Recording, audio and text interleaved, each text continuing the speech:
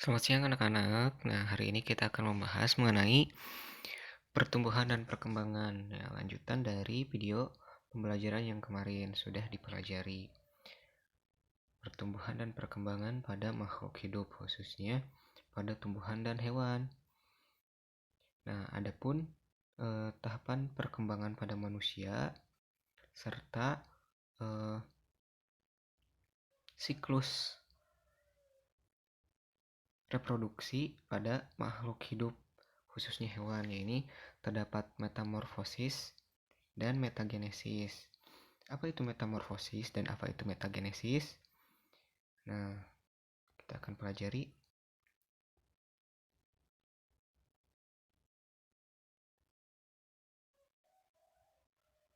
Nah, ini ialah contoh-contoh dari pertumbuhan.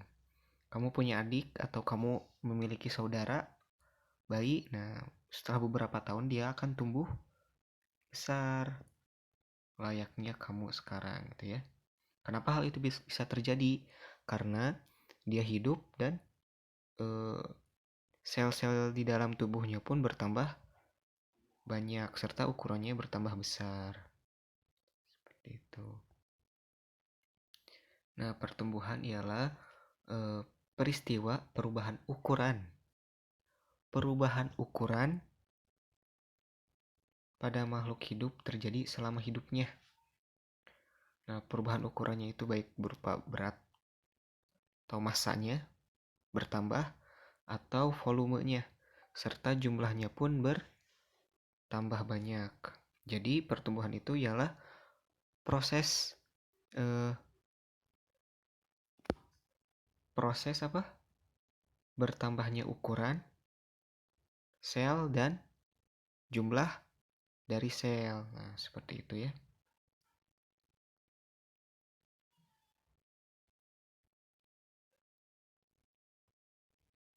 Nah, ini tuh contohnya untuk pertumbuhan. Nah, pertumbuhan pada khususnya pada janin nih di bawah. Nah, itu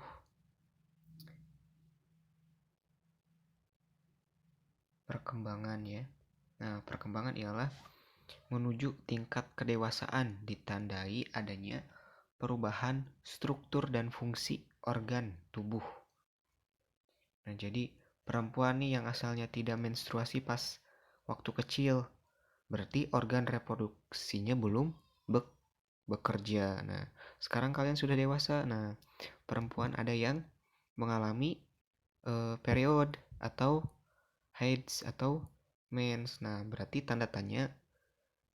tanda-tandanya ialah organ reproduksinya sudah matang. Nah, itu merupakan tanda adanya perkembangan pada diri kalian. Pada laki-laki ialah contohnya. Nah, dia sudah bisa menghasilkan sperma serta terjadi perubahan fisik. Nah, seperti itu. Itu pada manusia. Berbeda lagi pada hewan. Nah, apa sih perbedaannya pertumbuhan dengan perkembangan? Nah, kita lihat. Nah, kalau pada pertumbuhan khususnya ialah dapat dinyatakan dengan angka dan fisik, angka dan grafik. Ya, dari fisiknya eh, terjadi penambahan ukuran dan jumlah.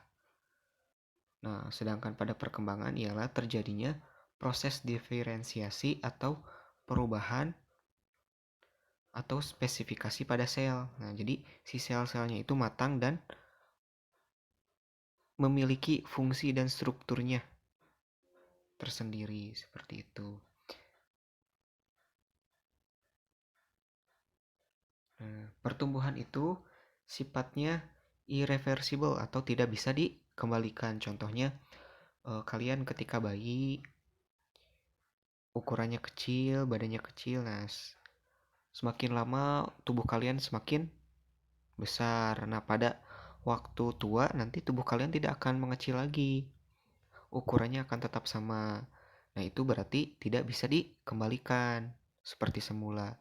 Sedangkan pada perkembangan, pada saat kalian bayi, kalian tidak dapat memproduksi sel sperma dan sel telur. Nah, pada saat tua pun kalian tidak bisa memproduksinya lagi. Jadi, pada saat bayi tidak bisa, pada saat dewasa atau remaja kalian bisa memproduksi, dan pada saat tua kalian tidak dapat memproduksinya kembali. Seperti itu.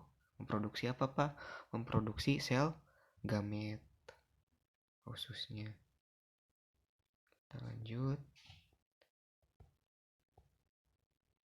Nah, ini sudah kalian ketahui ya. Oke, sudah kalian pelajari. Nah, apa itu pertumbuhan primer?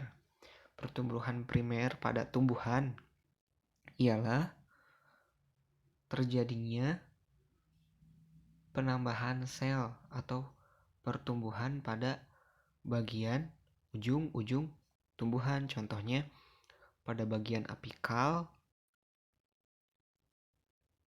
dan pada bagian distal. Pada bagian apikal ialah pada pucuk tumbuhan, dan pada bagian distal ialah pada bagian apikal akar. Jadi terjadinya pertumbuhan primer disebabkan adanya sifat meristematis dari sel apikal. Meristem itu apa, Pak? Nah, meristem itu merupakan sel yang belum terdiferensiasi. Adanya pada mana? Pada ujung-ujung tumbuhan, ialah pada pucuk dan pada ujung akar. Nah, jadi pertumbuhan primer namanya. Ditandai dengan memanjangnya ukuran tumbuhan. Jadi memanjang saja gitu ya. Tidak bertambah besar. Nah, ini tipe ya.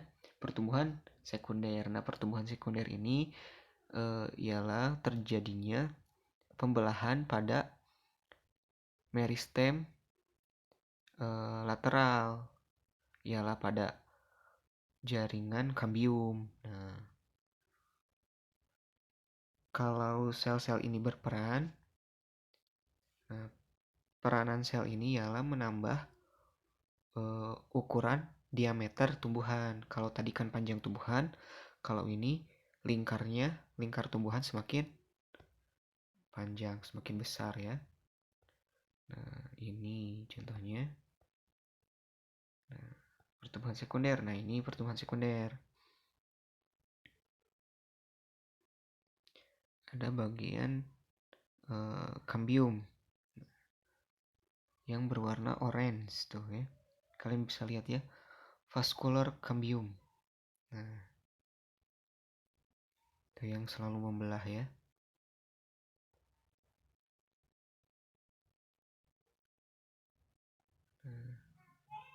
Faktor-faktor apa saja yang mempengaruhi pertumbuhan?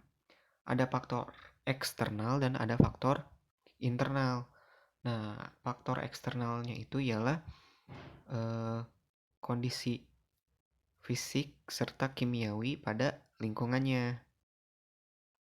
Contohnya ialah nutrisi, ketersediaan nutrisi, air dan mineral, kelembaban, suhu, kondisi fisiknya ya, cahaya. Nah, adapun faktor internalnya itu ialah faktor dari individu tersebut. Yang pertama, faktor hereditas atau faktor genetik. Nah, kalau ibu bapaknya memiliki rambut yang keriting atau keturunan kakek, mulai dari kakek, nenek, buyut bahkan, dan ayah serta ibunya memiliki rambut yang keriting, anaknya kemungkinan besar akan memiliki rambut keriting. Nah, seperti itu ya. Nah, adapun faktor hormonal. Nah, kalau pada tumbuhan itu ada hormon auksin. Sudah kalian pelajari ya. Auksin ialah hormon yang ada pada ujung-ujung apikal untuk pembelahan sel. Giberellin juga Nah, ini untuk pemanjangan sel.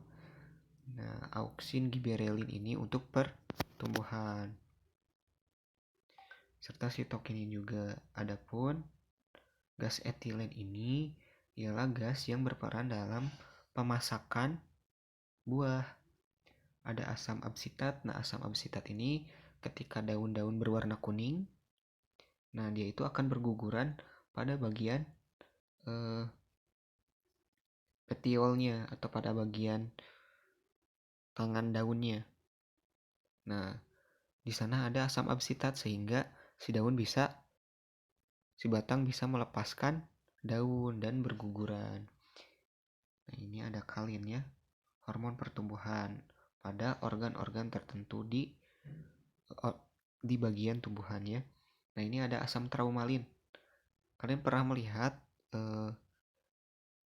misalkan kalian memotong daun. Nah, si daunnya itu lama-kelamaan akan berwarna, yang bagian yang terpotongnya atau yang tergoresnya akan ada bagian yang berwarna kecoklatan.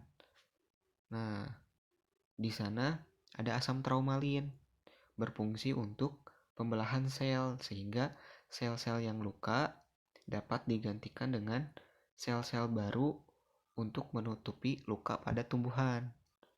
Nah, ini mekanisme pertahanannya. Nah, kalian bisa lihat pada grafik ya, grafik di sini. Di sini grafiknya. Nah, grafik di sini. Nah, di sini ada grafik komposisi atau konsentrasi banyaknya hormon auksin pada bagian tumbuhan nih. Pada bagian apikal sangat tinggi, pada bagian batang tumbuhan mulai menurun, mulai kecil. Nah, pada bagian tengah dan pada bagian ujung akar mulai meningkat kembali. Jadi, sel-sel pada bagian ujung akar dan pada bagian pucuk karena terdapat auksin yang sangat tinggi, dia berarti daerah yang paling sering terjadi pembelahan sel. Ya, betul sekali ya. Kita lanjut.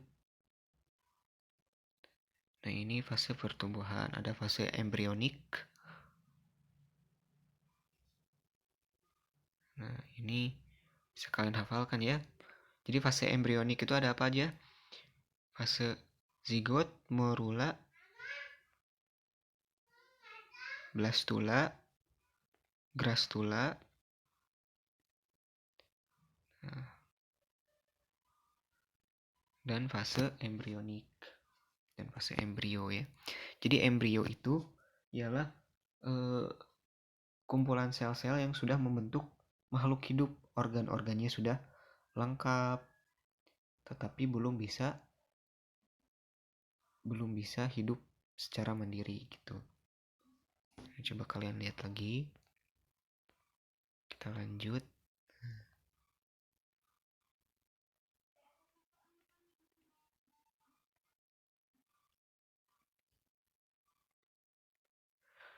Nah, setelah embrionik ada beberapa hewan yang mengalami masa metamorfosis. Ialah perubahan bentuk secara bertingkat sampai bentuk dewasa. Jadi fase penyempurnaannya itu setelah dia menjadi individu yang bisa bertahan gitu ya. Contohnya pada belalang, serangga gitu ya, dan pada katak. Nah, kalau pada manusia tidak terjadi metamorfosis ya. Ada metamorfosis sempurna dan tidak sempurna. Pada metamorfosis tak sempurna ada beberapa tahap yang dilewatkan, yaitu fase larva dan fase pupa. Nah, jadi pada serangga itu dibedakan hanya pada fase nimfa dan fase larva pupa. Untuk metamorfosis sempurna, telur, larva, pupa, dan imago. Sedangkan pada metamorfosis tidak sempurna, telur, nimfa, terus imago. Nah, nimfa ini mirip-mirip bentuknya dengan imago. Sedangkan pada fase metamorfosis sempurna, serangga yang mengalaminya pada fase larva dan imago itu sangat berbeda bentuk tubuhnya. Kita lihat.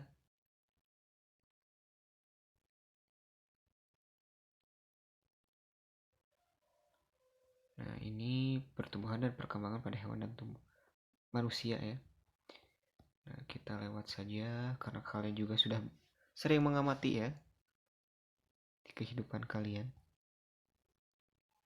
Nah, ini perbedaan antara metagenesis dan metamorfosis. Metagenesis ialah pergiliran dari generasi sporofit. Nah, bukan sporofit ya. Jadi lebih ke pergiliran generasi generatif ke vegetatif. Apa itu, Pak? Nah, ini metagenesis. Nah, ini khusus pada tumbuhan paku dan tumbuhan lumut. Kalian dibahas lagi ya, dipelajari lagi. Ini hanya sekilas. Nah, metagenesis lumut ya sama ya. Paku sama metamorfosis. Ini juga ada metagenesis itu ada pada ubur-ubur juga ya. Nah,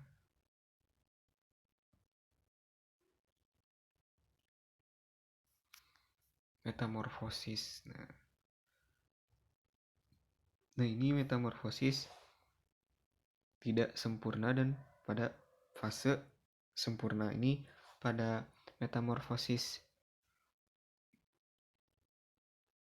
tak sempurna terjadi pada capung, belalang, kecoa, banyak dan banyak lagi.